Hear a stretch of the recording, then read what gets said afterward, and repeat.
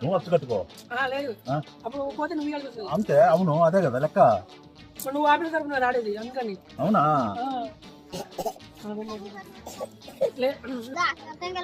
ఏంది నీదే నీదే పెట్టే కదా? పెట్టారు కదా బొమ్మ. సూపర్.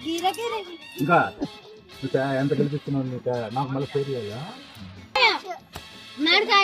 ఉండరా నేను తొక్కాను. ఉండరా నేను తొక్తా రే. నువ్వు గెలిచేస్తున్నావు కావాలని. ఎంత గెలిచావా? ఎంత గెలిచావా చెప్తే కదా. తీసు. ఓకేనా? ఓకే మా పిల్లలు పూజ చేశారు ఎదురుగా అట్లే